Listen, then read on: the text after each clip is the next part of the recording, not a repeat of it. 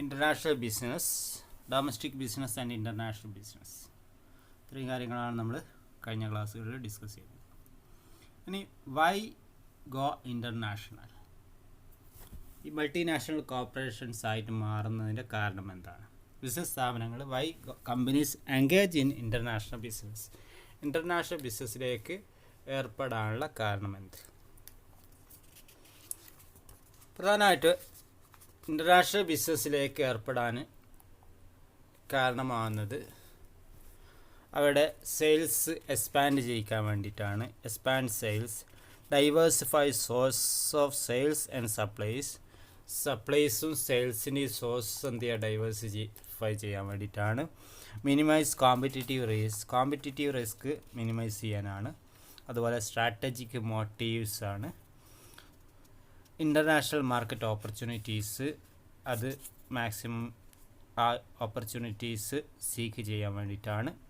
അതുപോലെ limited home മാർക്കറ്റിൻ്റെ ഒരു പരിമിതി ഉള്ളത് കൊണ്ടാണ് ഇൻ്റർനാഷണൽ ബിസിനസ്സിലേക്ക് ആളുകൾ എൻഗേജ് ചെയ്യുന്നത് എന്നുള്ളതാണ് പറയുന്നത്. പിന്നെ availability of technology and managerial competence,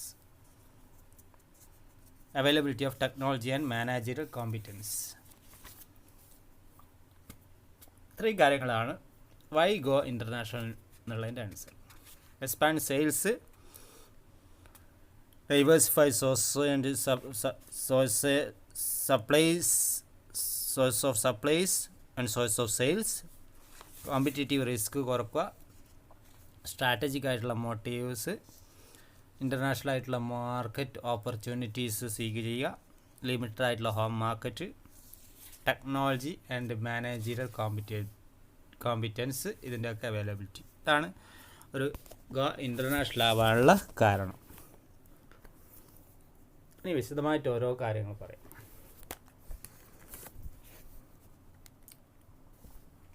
അതിലൊന്നാണ് എക്സ്പാൻഡ് സെയിൽസ് ആണ് നമ്മൾ പറഞ്ഞിട്ടുള്ളത്.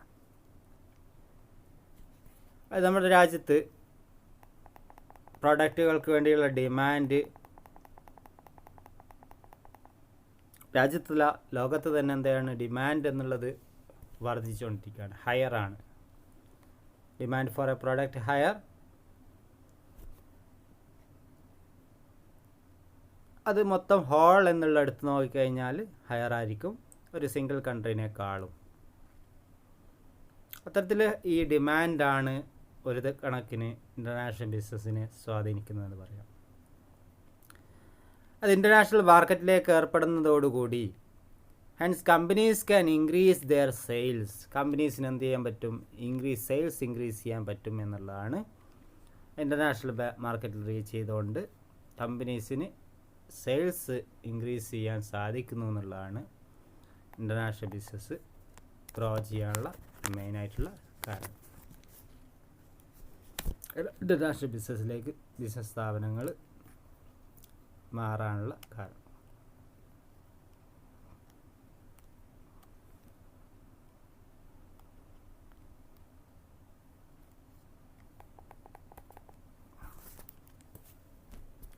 Then,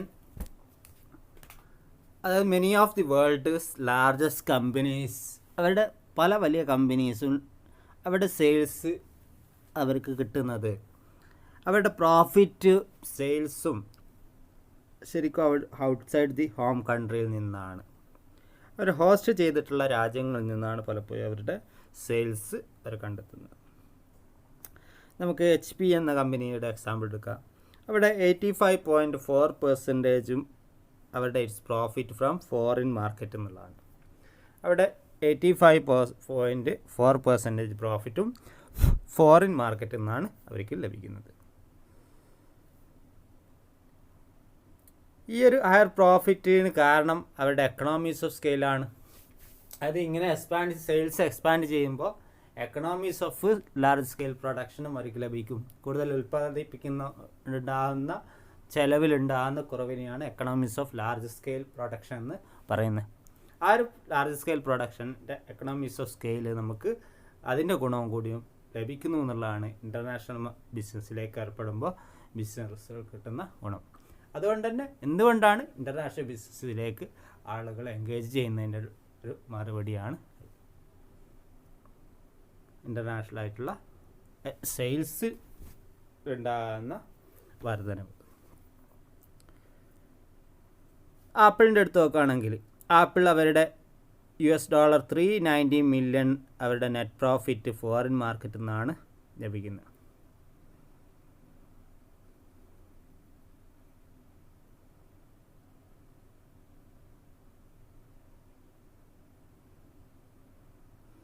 അവർ ഡൊമസ്റ്റിക് മാർക്കറ്റിൽ 1994 പ്രോഫിറ്റായിട്ട് കമ്പയർ ചെയ്ത് നോക്കുമ്പോൾ അത് 310 മില്യൺ മാത്രമായിരുന്നു ഉണ്ടായിരുന്നത്.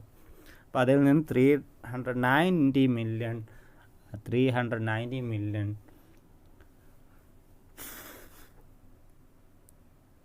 ഔട്ട്സൈഡ് ദി ഈ മാർക്കറ്റിൽ നിന്നാണ്, അല്ലെങ്കിൽ ഫോറിൻ മാർക്കറ്റിൽ നിന്നാണ് ലഭിക്കുന്നത്.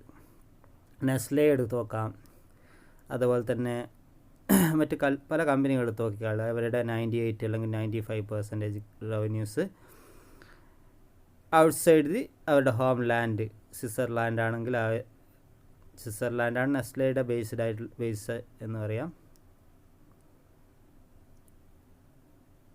അതേപോലെ ഇൻ 2004 എക്സൺ കോർപ്പറേഷൻ അവരുടെ 97% റവന്യൂസ് ഇൻ 72% പ്രോഫിറ്റ് എബ്രോഡാണെന്ന് പറയാം. അപ്പോൾ ഈ സെയിൽസ് പ്രോഫിറ്റ് എന്നുള്ളതാണ് മേജറായിട്ടുള്ള motives expansion into international business. ഒരു ഫേം അവരുടെ ഇൻ്റർനാഷണൽ ബിസിനസ്സിലേക്ക് എൻഗേജ് ചെയ്യുന്നതിന് പ്രേരിപ്പിക്കുന്ന പ്രധാന ഘടകം. രണ്ടാമത്തത് diversify source of sales and supplies. മറ്റൊന്നാണ് സെയിൽസിലുണ്ടാവുന്ന ഫ്ലക്ച്വേഷൻസും പ്രോഫിറ്റിലും ഫ്ലക്ച്വേഷൻസ് ഉണ്ടാക്കും. അത് ബിസിനസ്സിൽ സാധാരണയാണ്. ആ ഫ്ലക്ച്വേഷൻസിനെ മിനിമൈസ് ചെയ്യുക എന്നുള്ളതിന് പ്രധാനമായിട്ട് കമ്പനികൾ ചെയ്യാൻ പറ്റുന്നത് ഡൈവേഴ്സിഫൈ ചെയ്യലാന്നുള്ളത്. അത് സെയിൽസും സപ്ലൈസിലും ഉണ്ടാകുന്ന സെയിൽസിൻ്റെയും സപ്ലൈസിൻ്റെയും സോഴ്സസ് എന്ത് ചെയ്യുക, ഡൈവേഴ്സിഫൈ ചെയ്യുക.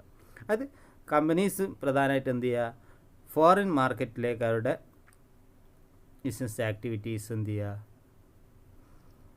വ്യാപിപ്പിക്കുക. അതുവഴി advantage of business cycle differences among countries. ഓരോ രാജ്യത്തിൻ്റെ ബിസിനസ് സൈക്കിൾ വ്യത്യസ്തമായിരിക്കും. ആ ബിസിനസ് സൈക്കിളിലുള്ള വ്യത്യാസത്തിൻ്റെ ഗുണവും കൂടി എന്ത് ചെയ്യുക, നേടുക എന്നുള്ളതും ഇതിൻ്റെ ഒരു ഇൻ്റർനാഷണലായി ബിസിനസ്സിലേക്ക് എൻഗേജ് ചെയ്യുന്നതിനുള്ള കാരണമാണ്. ഒരു സെയിൽസിൻ്റെ കാര്യത്തിൽ ഡിക്രീസ് സംഭവിക്കും. ദാറ്റ് ഈസ് ഇൻ റിസഷനിലാണെങ്കിൽ, ഫേസ് ഓഫ് ബിസിനസ് സൈക്കിൾ റിസഷനിലാണെങ്കിൽ എന്ത് ചെയ്യും, ഡിക്രീസ് സംഭവിക്കും. അത് എക്സ്പാൻഡിങ് എക്കണോമിക്കലി എന്ത് ചെയ്യും, എക്കണോമി എന്ത് ചെയ്യുന്നു, എക്സ്പാൻഡ് ചെയ്യുന്ന ഘട്ടത്തിൽ അത് എന്ത് ചെയ്യുന്നു, ഇൻക്രീസ് ചെയ്യും. അതുപോലെ by obtaining supplies of same product or component from different countries. ഒരു സെയിം പ്രൊഡക്റ്റ് അതുപോലെ അതിൻ്റെ കോമ്പണൻസ് എന്ത് ചെയ്യുന്നു, ഡിഫറെൻറ്റ് കൺട്രീസ് ലഭിക്കുന്നു. കമ്പനീസ് അതേപോലെ തന്നെ may be able to avoid full impact of pricing. ഇത്തരത്തിൽ പ്രൈസിങ്ങിലുണ്ടാകുന്ന വ്യത്യാസത്തിനെ, അതിൽ ഷോർട്ടേജിനെ എന്ത് ചെയ്യാൻ പറ്റും, ഒരു കൺട്രിയിൽ നിന്നുള്ള മറ്റൊരു കൺട്രീൻ്റെ ആ ഒരു നേട്ടം കൊണ്ട് എന്ത് ചെയ്യാൻ, കവർ ചെയ്യാൻ സാധിക്കും എന്നുള്ളതാണ് ഇൻ്റർനാഷണൽ ബിസിനസ്സിലേക്ക് ഏർപ്പെടുമ്പോഴുള്ള കമ്പനികൾക്കുള്ള benefit. Next, minimise competitive risk.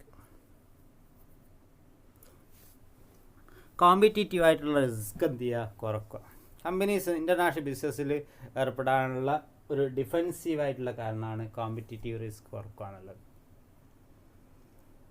Competitive risk കുറക്കാൻ ഇൻ്റർനാഷണൽ ബിസിനസ് കൊണ്ട് സാധിക്കും എന്നുള്ളതാണ്. They may want to counter the advantage that companies might gain in foreign market. This in turn might hurt the companies domestically.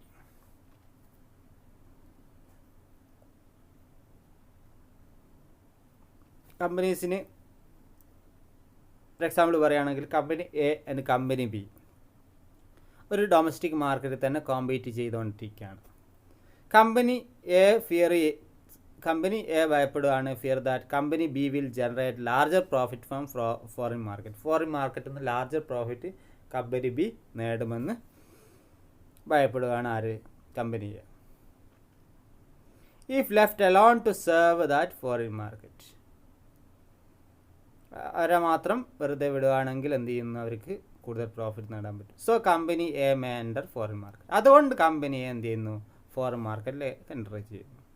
അതായത് counter the advantage that companies might gain മറ്റൊരു company foreign മാർക്കറ്റിൽ ഉണ്ടാക്കാൻ പോകുന്ന വലിയൊരു ലാഭം എന്നുള്ളത് അത് നമ്മുടെ കമ്പനിക്ക് ബാധിക്കും എന്നുള്ളത് മുൻകണ്ടുകൊണ്ട് കമ്പനികൾ ഫോറിൻ മാർക്കറ്റിലേക്ക് എൻഗേജ് ചെയ്യുന്ന ഒരവസ്ഥയും ഉണ്ട്. അത് കമ്പനി മറ്റൊരു കമ്പനി നമ്മളെക്കാളും അഡ്വാൻറ്റേജ് ലഭിക്കുന്ന ഒരു സ്ഥാപനമായി മാറരുത് എന്നുള്ളതുകൊണ്ട് അത്തരത്തിൽ ഫോറിൻ മാർക്കറ്റിലേക്ക് എൻ്റർ ചെയ്യുന്ന കമ്പനികളും ഉണ്ട്. അത് മെയിനായിട്ട് സിവിയർ കോമ്പറ്റീഷൻ ഇൻ ഹോം കൺട്രിയിൽ സിവിയർ കോമ്പറ്റീഷനാണ് കാരണം. അതുകൊണ്ട് തന്നെ സെവറൽ കമ്പനീസ് എന്ത് ചെയ്യുന്നുണ്ട്, ഹാവ് എൻറ്റേർഡ് ഇൻ ഫോറിൻ മാർക്കറ്റിലേക്ക് എൻ്റർ ചെയ്യുന്നുണ്ട്. അത്തരത്തിൽ കോമ്പറ്റീറ്റീവ് ആയിട്ടുള്ള റിസ്ക് കുറക്കാൻ വേണ്ടിയിട്ടാണ് ഫോറിൻ കമ്പനികളിലേക്ക് പല കമ്പനികളും എൻ്റർ ചെയ്യുന്നതെന്ന് പറയാം. ഡെല്ലിൻ്റെ കാര്യം എടുത്ത് നോക്കുക. ഡെൽ ഒരു അമേരിക്കൻ കമ്പനിയാണ്, കമ്പ്യൂട്ടർ ഹാർഡ്വെയർ ഉൽപ്പാദിപ്പിക്കുന്ന. അവരുടെ tough competition US domestic market, അവരുടെ US ആണ് ഡൊമസ്റ്റിക് മാർക്കറ്റ്. അവിടെയുള്ള ടഫ് കോമ്പറ്റീഷന് കാരണം കമ്പനി ഇൻവെസ്റ്റഡ് ഇൻ യൂറോപ്പിലേക്ക് എന്ത് ചെയ്തു, അവരുടെ ഇൻവെസ്റ്റ്മെൻറ്റ് കൊണ്ടുപോയി. ഏഷ്യ, അതുപോലെ തന്നെ Latin America and Africa. Europe, Asia, Latin America, Africa, ഇത്രയും രാജ്യങ്ങളിലേക്ക് അവരെന്ത് ചെയ്യുന്നു, അവരുടെ ഇൻവെസ്റ്റ്മെൻറ്റ് കൊണ്ടുപോവുകയുണ്ടായി. അത് ചുരുക്കത്തിൽ പറയുകയാണെങ്കിൽ it is possible to minimise business and financial risk through geographic ആയിട്ടുള്ള ഡൈവേഴ്സിഫിക്കേഷനിലൂടെ എന്ത് ചെയ്യുക, ബിസിനസ് ആൻഡ് ഫിനാൻഷ്യൽ റിസ്ക് കുറക്കുക എന്നുള്ളതാണ് ഇതിൻ്റെ പിന്നുള്ള ഒരു ഉദ്ദേശം. അപ്പോൾ expand sales, then diversify source of sales and supplies, minimise competitive risks. ഇനി പറയുന്ന സ്ട്രാറ്റജിക് മോട്ടീവ്സ്. എന്താ സ്ട്രാറ്റജിക് മോട്ടീവ്സ് എന്ന് പറഞ്ഞാൽ, അത് firms often participate in international business for strategic reasons. ഇൻ്റർനാഷണൽ ബിസിനസ്സിലേക്ക് ഏർപ്പെടുന്ന ചില തന്ത്രപ്രധാനമായിട്ടുള്ള കാര്യമായിട്ടാണ് ചില ബിസിനസ് സ്ഥാപനങ്ങൾ കാണുന്നത്.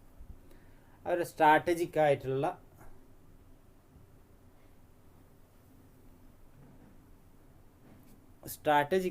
ചില ലക്ഷ്യങ്ങൾക്ക് വേണ്ടി ഇൻ്റർനാഷണൽ ബിസിനസ്സിൽ ഏർപ്പെടുന്ന കമ്പനികൾ ഉണ്ട്.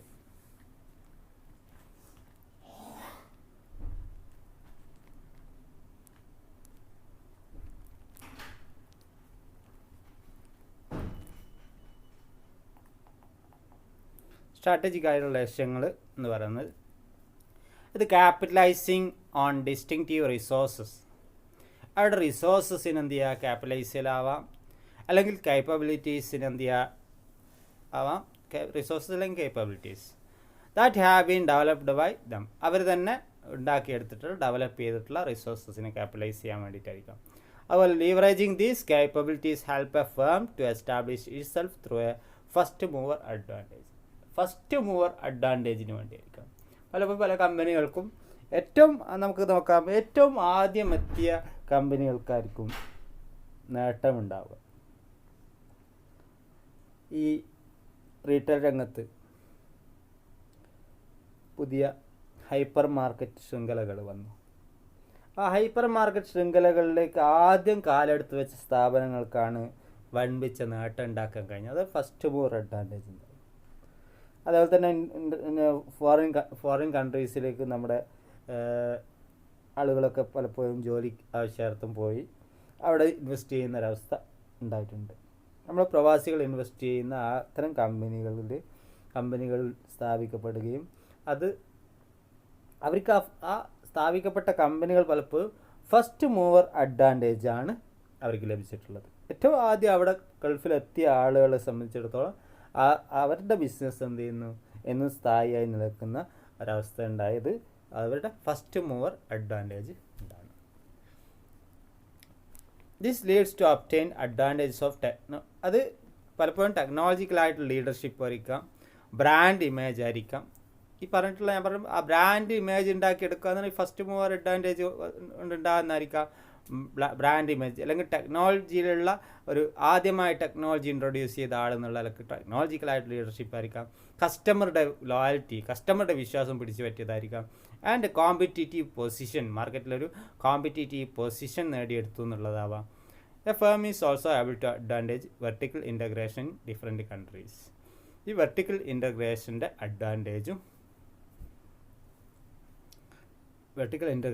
അഡ്വാൻറ്റേജൊക്കെയും ലഭിക്കുക എന്നുള്ള ഉദ്ദേശത്തോടെ ആയിരിക്കാം ഇൻ്റർനാഷണൽ ബിസിനസ്സിലേക്ക് ഏർപ്പെടുന്നത്. അപ്പോൾ ഇൻ്റർനാഷണൽ ബിസിനസ്സിൽ സ്ട്രാറ്റജിക് ആയിട്ടുള്ള മോട്ടീവ്സ് ഇൻ്റർനാഷണൽ ബിസിനസ്സിൻ്റെ പിന്നിൽ ഉണ്ട് എന്ന് പറയാം. ടെക്നോളജിക്കൽ ലീഡർഷിപ്പ്, ബ്രാൻഡ് ഇമേജ്, അല്ലെങ്കിൽ കസ്റ്റമർ ലോയൽറ്റി, അല്ലെങ്കിൽ കോമ്പറ്റീറ്റീവ് പൊസിഷൻ തുടങ്ങിയവയുടെ അഡ്വാൻറ്റേജ് ലഭിക്കുക എന്നുള്ളതൊക്കെയും സ്ട്രാറ്റജിക് ആയിട്ടുള്ള മോട്ടീവ്സ് ആണ്. Then international market opportunities. International market opportunities ആയിരിക്കാം ഇൻ്റർനാഷണൽ ബിസിനസ്സിന് എന്ത് ചെയ്യുന്നത്. അത്തരം ഇൻ്റർനാഷണൽ മാർക്കറ്റ് ഓപ്പർച്യൂണിറ്റീസ് സീക്ക് ചെയ്തുകൊണ്ട് ഇൻ്റർനാഷണൽ ബിസിനസ്സിലേക്ക് ഏർപ്പെടുന്ന കമ്പനികളുണ്ട്. നമ്മളൊരു ഫേം എന്ത് ചെയ്യുന്നു, decide to seek international market opportunities in foreign countries through trade or investment. രണ്ട് വിധത്തിൽ ഇൻ്റർനാഷണൽ മാർക്കറ്റ് ഓപ്പർച്യൂണിറ്റീസ് എന്ത് ചെയ്യാം, നമുക്ക് ലഭിക്കാം. അതൊന്ന് ട്രേഡിലൂടെ ആയിരിക്കാം, എക്സ്പോർട്ട് ഇമ്പോർട്ട് ട്രേഡിലൂടെ, അല്ലെങ്കിൽ ഇൻവെസ്റ്റ് ചെയ്തുകൊണ്ട്, അവിടെ തന്നെ ഇൻവെസ്റ്റ് ചെയ്തുകൊണ്ടൊക്കെ ഇൻ്റർനാഷണൽ ബിസിനസ്സിൽ ഏർപ്പെടാൻ എൻഗേജ് ചെയ്യാം. അത്തരം കമ്പനികൾക്ക് എക്സാമ്പിളാണ് companies such as Avon, Amway have entered in India early 1990s in search of opportunities in its direct marketing business. Direct marketing ബിസിനസ്സിൽ ഏർപ്പെട്ടുകൊണ്ട് ഇന്ത്യയിലെ ബിസിനസ് മേഖലയിൽ രംഗത്ത് വന്ന കമ്പനികളാണ് ഏവണും ആംവേ പോലുള്ളതൊക്കെ.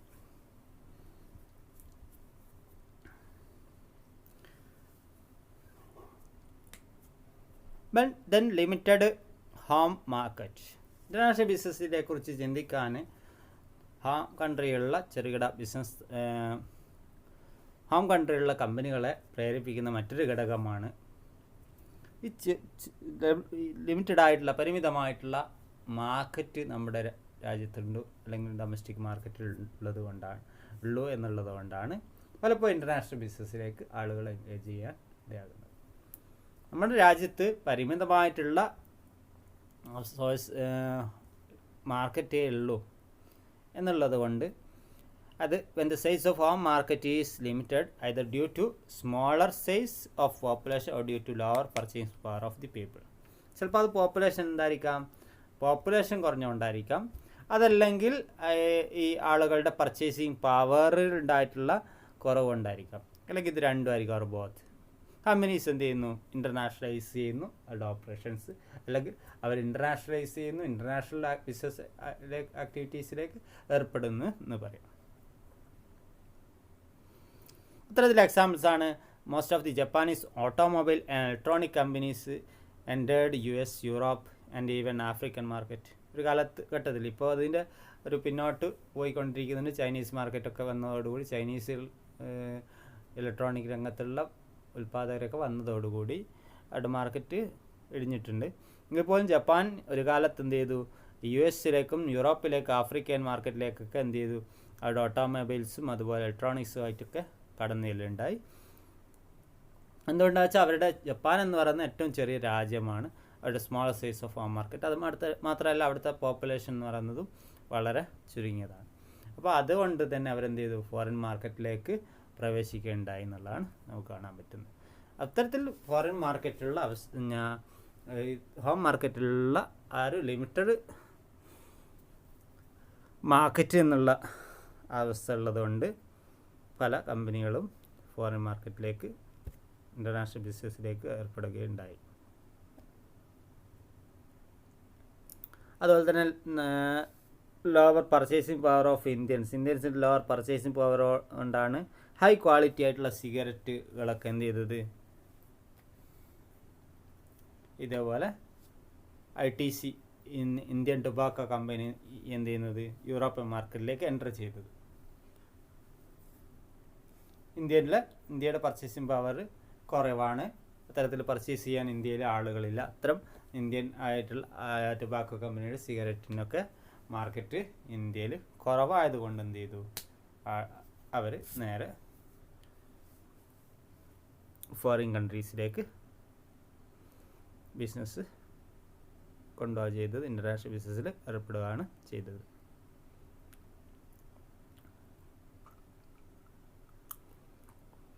അതേപോലെ തന്നെ 6 മില്യൺ പോപ്പുലേഷനാണ് സ്വിറ്റ്സർലാൻഡിലുള്ളത്.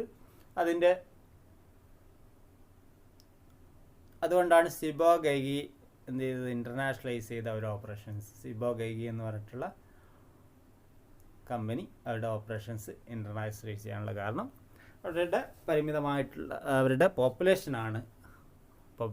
പരിമിതമായതുകൊണ്ടാണ്. അവിടുത്തെ മാർക്കറ്റ് ലിമിറ്റഡ് ആയതുകൊണ്ടാണ് എന്ത് ചെയ്യേണ്ടി വന്നത്, അവർ ഇൻ്റർനാഷണലൈസ് ചെയ്യേണ്ടി വന്നത്. ഇത് മറ്റൊന്ന് availability of technology and managerial competence അല്ലെങ്കിൽ ടെക്നോളജിയുടെയൊക്കെ അവൈലബിലിറ്റി ഇൻ്റർനാഷണലൈസ് ചെയ്യാനുള്ള ഒരു കാരണമായിട്ട് പറയാം.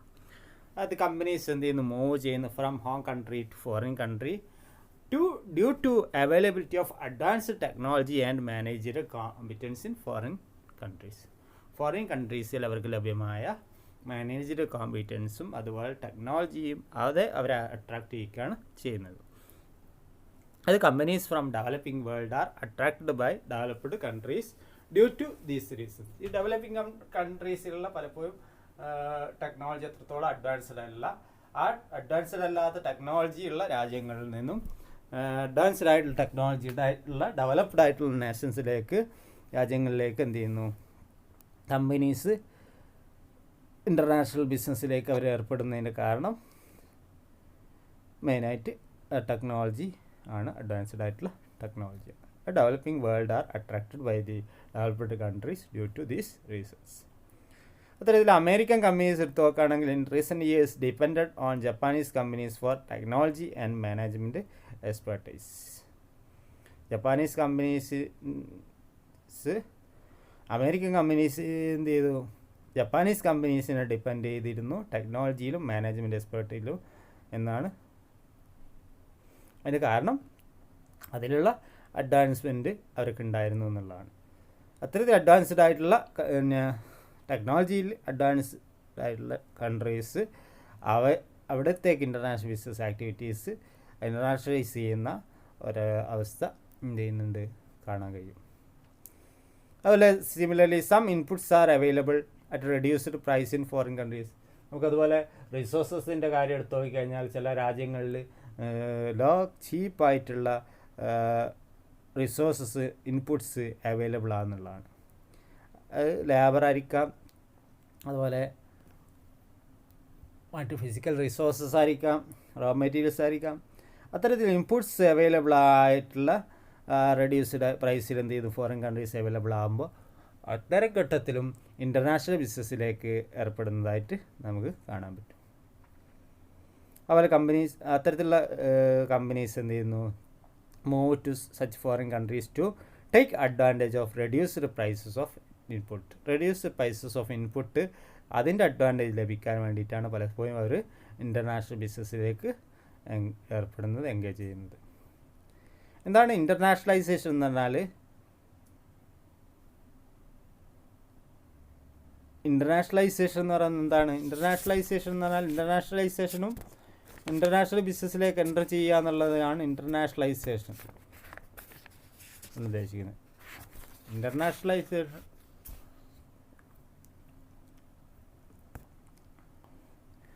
Internationalization refers to the increasing importance of international trade, international relations, treaties, alliance. International trade-ഉം international relations-ഉം treaties, alliance ഒക്കെ അതിൻ്റെ ഇമ്പോർട്ടൻസ് ഇൻക്രീസ് ചെയ്യുന്നതാണ് ഇൻ്റർനാഷണലൈസേഷൻ എന്ന് പറയുക. ആ ഇൻ്റർനാഷണലൈസേഷനിലൂടെ